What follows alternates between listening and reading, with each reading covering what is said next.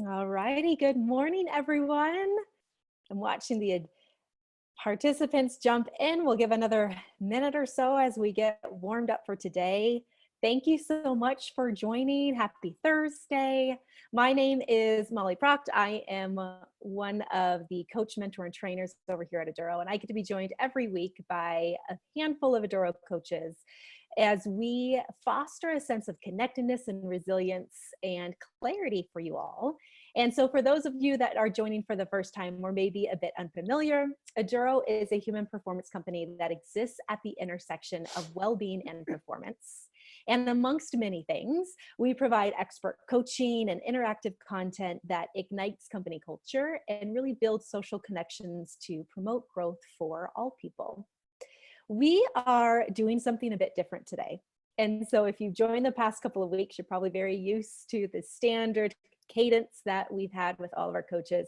And if you registered for this session a little bit earlier this week, you were most likely prepared to have Coach Yana here talking around releasing self-judgment during this time.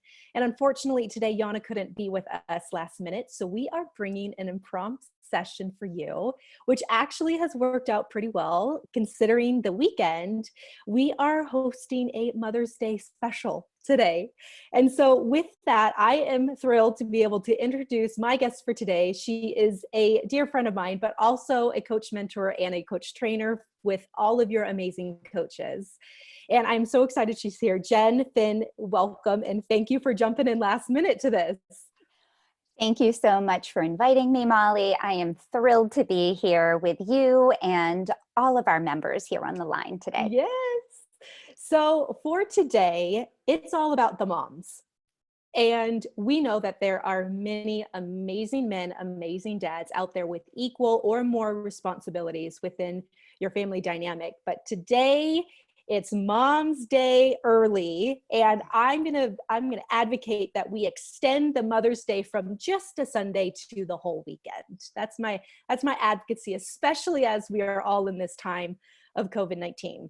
And so as my experience as a mom of a 5-year-old, and also hearing from many within my community and inside of all of you and your offerings that we've heard from our members, it seems like if you have the title of mom, especially during COVID-19, most of us are also wearing multiple hats of childcare provider or teacher or doctor, therapist, along with many other hats that are probably unique to you, also of which may include a coworker. And so the balance and the juggle of this is really, really hard for most of us, as I'm sure you all can attest to on the line if you're a mom. And so Jen, as a professional mom of twin 14-year-old boys, how's your experience been wearing multiple hats during this time? Well, that's a really loaded question. I think it's been a roller coaster. I've had ups, downs, loop-de-loops, and I'm sure many of you can relate to that analogy, right? Sometimes life is coming at you really fast and you have to make these quick decisions. And on top of it, the stress of everything that Molly just mentioned in these times. And I have definitely had times where I've felt I've got this, I can handle this. And then there are times where I've lost my cool. I've showed my anger. I call it scary mom behavior, where, I just might start yelling for no particular reason. There are reasons, but they've been compounded. And so I've definitely had my share of the roller coaster and the loop-de-loop, but there have been some really proud moments too. And one of them for me in this time has been the opportunity to connect with my boys has been amazing. So I feel as though I've been forming connections with them, and it started with really creating a schedule where I have them lock it down in terms of their screen time at night. So giving them like, hey, I don't want you up past a certain time. I have a governor on the Wi-Fi where it shuts it off at a certain time at night. And then in the morning, making sure that they're up before 11, right? And then as soon as they get up, they have to do 1 hour of their classwork, of their coursework. They're in 8th grade, so it's a pretty big year and getting ready to go into high school. So that schedule has really been super helpful. So they know what they're doing. After that hour, they can go outside and play out in the yard or take a bike ride. And I feel good knowing that if I'm on a call and in a meeting, that I hear them up and they're doing their work. And so that feels really good for me. And then we're able to connect afterwards and talk about how they did through their day. So that's been super helpful. What about you, Molly? What's been your experience here throughout this? Yeah, you might have more wins in this than I do, but you're absolutely right. It allows for a little bit more opportunity to connect. And, having a 5-year-old, that connection can look really different. We started a fairy garden in the yard right now, that we are building for all the fairies to come and to bring all of their good wealth. And it's always fun when we look out and the neighbor dog is running off with the fairy bathtub. That can create a little discord for the 5-year-old. But I think there's just so many ups and downs that can play in as being a mom right now. And it makes me think, I was thinking of like, what can I bring forward, in the terms of motherhood during COVID-19 for you all today in our session. And I had a perfect experience yesterday to where I was on a meeting. It was a late meeting, as most of us are. And she's pounding on the door. And she's like, Mom, I need my snow pants. Why do you need your snow pants, honey? We don't have snow right now, but it was pouring down rain. Pacific Northwest, we had a giant rainstorm come through. Well, I want to go play in the rain. I want to go play and jump around in the mud puddles. And I'm thinking, this actually could buy me 20 minutes. It could buy me 20 minutes of time to let her go outside and play. And I was like, well, you know what? Wear whatever you want to wear. Just put on your rain boots, and we can wash whatever clothes you jump around in. We can throw them in the wash, and then we'll put you right in the shower. And I'm thinking like, this is perfect. She's going to go outside. I can see her through my window, and I can have about 20 minutes. Well, she didn't go to where I could see her through my window. She went in the backyard. And so 20 minutes later, I had a great meeting. I felt present and focused. And I walked out and I looked in the backyard, and she is flopping around in the mud puddles in a flower girl dress that was supposed to be for a friend's upcoming wedding in 2 weeks as the flower girl. Now, that wedding is postponed. I will let everybody know, so you can bring your jaw up from the table if your jaw just dropped to the table. The wedding's postponed to a later date, mind you. But the dress went from a very pretty white lace blush color to just brown and dirt, and there's twigs and stuff. And I instantly lost my top. And I walked outside and I was like, what are you doing? Why would you put on your flower girl dress? And she's like, Mom, I wanted to be pretty when I was flopping around in the rain to gather in the fairies. Oh, so bring it back together from that experience and apologizing in the moment where I've noticed, Jen, I don't know about you, but there's been a lot of apologies for emotional outbursts, not only from my daughter, but also myself. Hey, I'm sorry, Mom got a little bit upset back there. And I noticed for her too, she's losing it. She's getting upset or having the temper tantrums as well. And I think as we look at where we're all at, Jen, and we notice that it's been 8 or 9 weeks or 20 weeks or 5 years, however long we've been in this, we are in the doing it phase of this experience. And if we think back to a couple weeks ago when we were all sitting here and our kids were all home and were wide-eyed thinking, how am I going to get through this? The opportunity right now is to notice we are getting through it. We are in the doing it phase. And there's opportunities to recognize and congratulate yourself for making it through day after day, because you are doing it. Absolutely. I love that, Molly. And I love hearing the stories about your 5-year-old. And, Molly and I have been coworkers, friends for a long time. I think we're going on 7 years now. And we have the opportunity to talk a lot about our parenting experiences throughout the week. And we really are so supportive of one another. And when I hear Molly tell stories, it takes me back to when my boys were that age, and I find myself going, I've been there, right? And we definitely show compassion to one another. And I think that's really important when we are vulnerable and we talk to one another about how maybe we didn't show up as our best mom self in that moment where we might have blown our lid, we lost it a little bit. And we get compassion from that other person. And so if we can treat ourselves with compassion and love and kindness that we give to our close friends, it allows us to really, I guess, give ourselves permission to be human, to be flawed, and to not lose faith in our potential, right?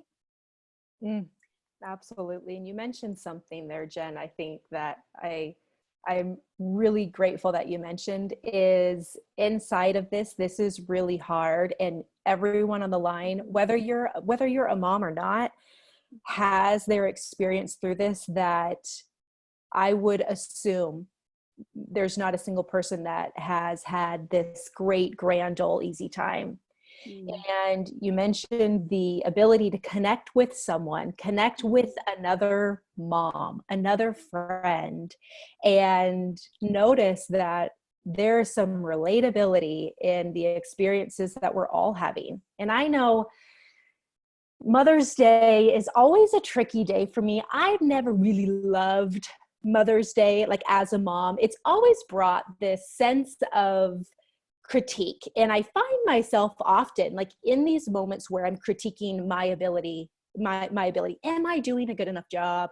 Is she going to turn out decent as a decent human being? What could I be doing better? Is she happy? And I think that's something that so many of us moms think about. Are we doing a good enough job? And are our kids going to be happy? Are they happy individuals? And when I think about Mother's Day, I was reminded last year, I was in a moment of self-reflection, and I realized, like, for me, Mother's Day is about the celebration of sisterhood for me, and the celebration of all of my mom friends and everyone, whether you're a mom or not, that helps me mom my daughter and helps come in and helps me out when they see that maybe I need some support and I need some help. So as much as I love the homemade gifts that I now get from a 5-year-old, which if you have really, really young kiddos and maybe they're unaware of the greatness of Mother's Day, look forward to those homemade gifts because they're pretty great. They're a little obscure, but they're pretty great. I still have mine. Just noticing like the camaraderie is something that I think is important to celebrate. And so we celebrate all of you, all the moms on the line, but just the specialness of this weekend, that we're all in it together, and it does take a tribe.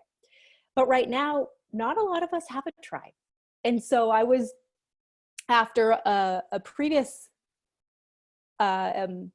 expression from my daughter, I will say, a emotional expression that I had with her, I had the opportunity to connect with one of our mental health specialists at Aduro. And it was, the meeting was following a meltdown over realizing that the last orange was gone. The last orange was gone out of the fridge. And it meant that she will not be able to live her life any further. And so I'm on the phone and I'm with Amy, and I think she's on the line right now. She's going to start giggling, but I was like, "Is this normal? Should I be concerned about this outward display of emotion on the floor splayed out in my kitchen because the last orange is gone?" And she was like, "Yes." And I thought it would be important to bring it to all of us on the line here. If you have young kiddos, remember that kids are accustomed to having all kinds of stimulation.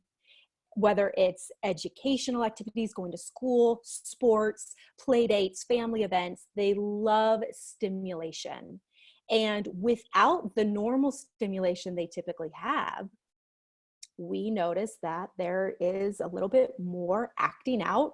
Perhaps your children are drawing on the walls, which I have heard from a few friends. They've come down the stairs and there's red Sharpie all over the walls. Maybe they've been breaking things intentionally or refusing to do chores or just the general temper tantrum. And just remember that their brains aren't fully developed to the point that ours are as adults.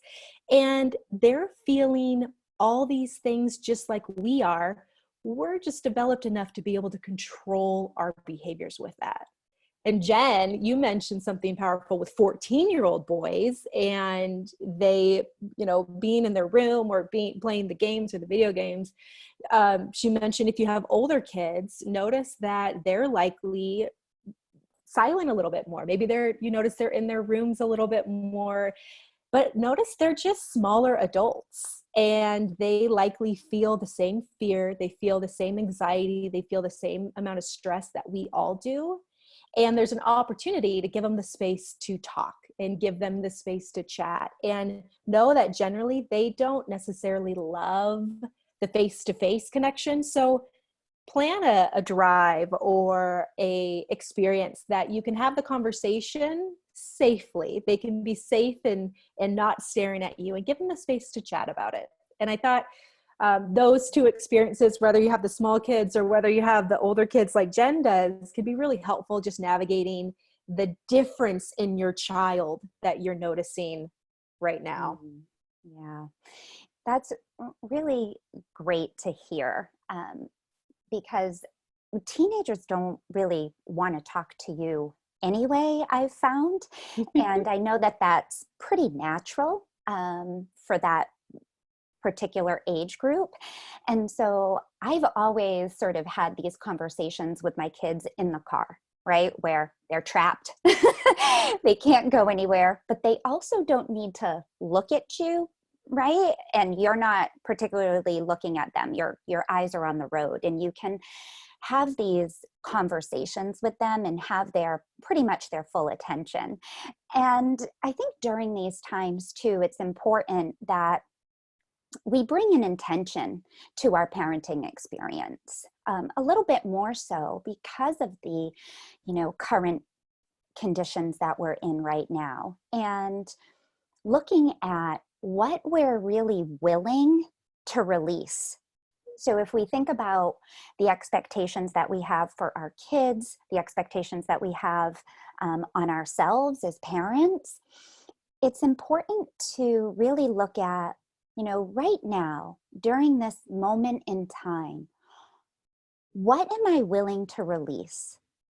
And what do I need to release that? So in terms of those expectations, what do you need for yourself in order to release the expectations so you don't have the compounded stress, anxiousness, however that shows up for you, right? And I think for me, some of the expectations that I've released is just making food all the time, right? These teenagers eat constantly, and I'm a pretty healthy individual, and I like to have that type of food in the house. And, just yesterday, I had to be okay with 3 pots of mac and cheese that they were making.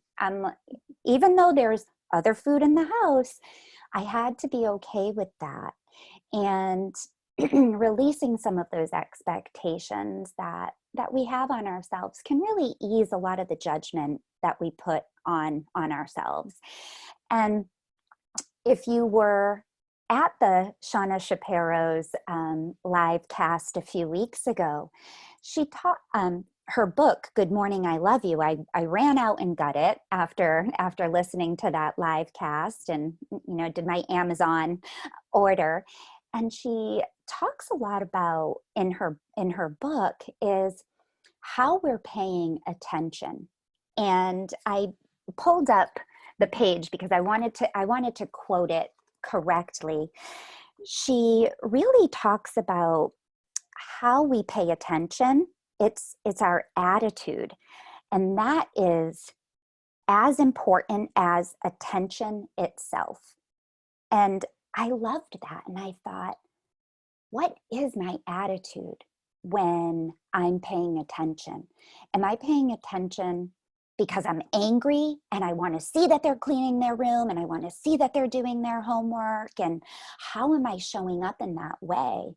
And then what am I doing afterwards, right, Molly? Like we talked about, oh my gosh, we're apologizing. We're not showing up in the way that we want to in terms of love and kindness and gentleness.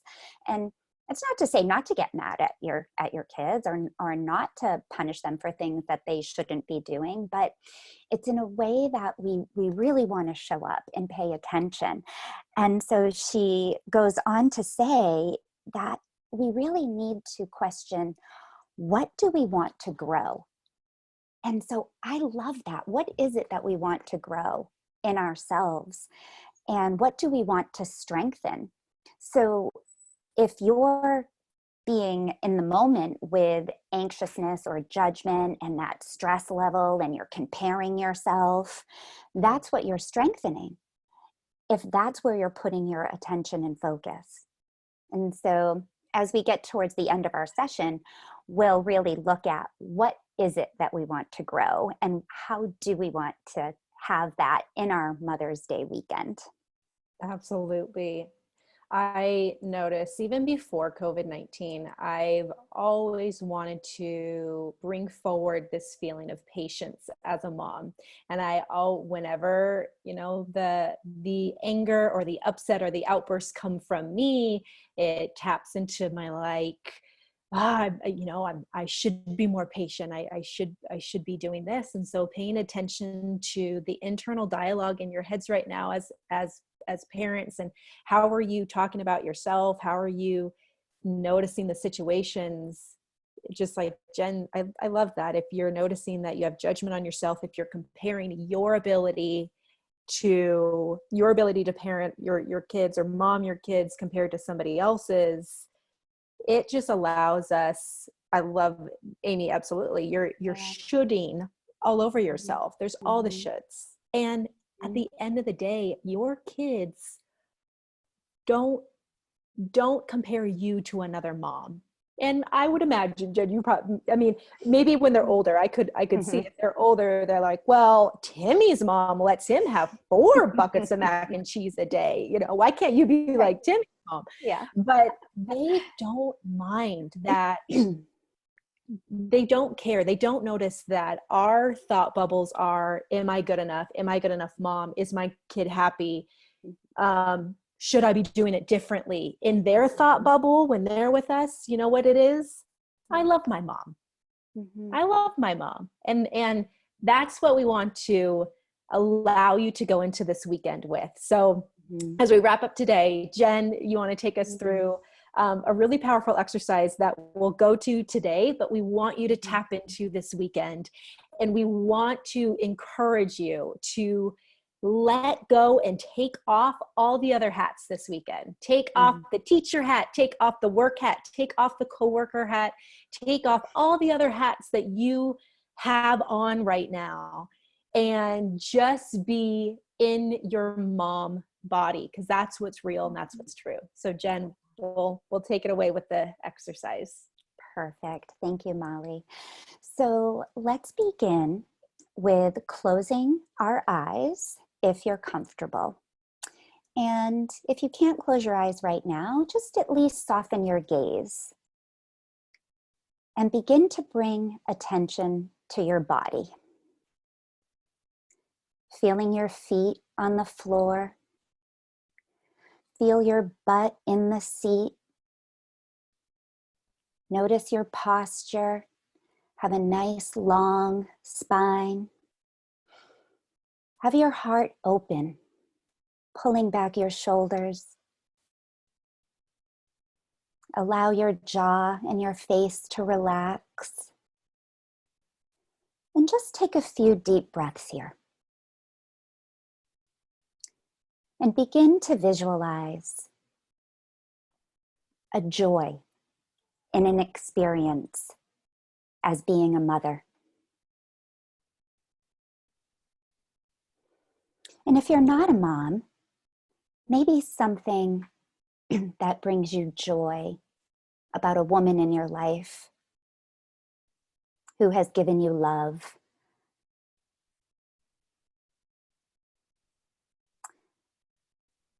And as you breathe and visualize this joyful moment,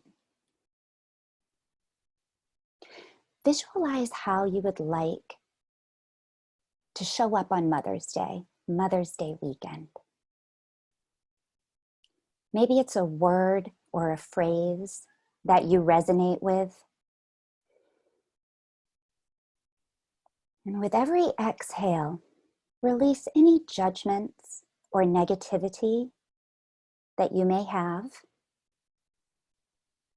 And with every inhale, breathe in that intention. Breathe in that word or that picture in your mind that makes you happy, that makes you joyful.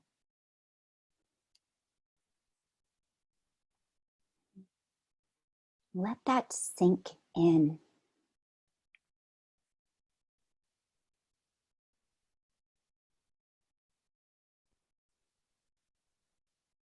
Continue with your breathing.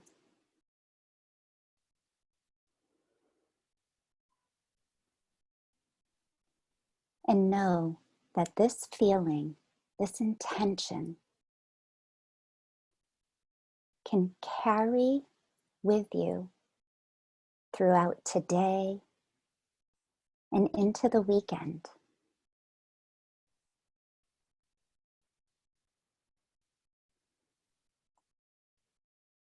Take another deep breath in.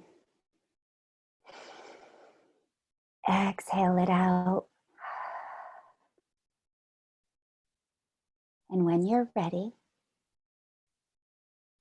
you can soften your gaze to opening your eyes and come back to the present.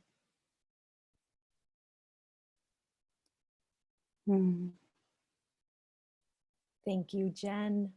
My I pleasure. love that. I think it's so important to tap into just a feeling that we all can remember as moms that left us over the moon, overjoyed. And as we close up today, this is a few of us moms on your coaching team and your content team, not all of us, but a few of us from our last minute request. And we just want to wish you the best Mother's Day, the most relaxing Mother's Day, and wish you all the best next couple of days as we extend our Mother's Day into Mother's Weekend. We wish you the best. Thank you for joining our impromptu Mother's Day special. You see some of us up here again. We wish you the absolute best. We hope you join us next Thursday for our regular scheduled programming, and we hope to see you soon. Thank you so much, Jen. Thank you. Thank you. Happy Mother's Day, everyone. Happy Mother's Day.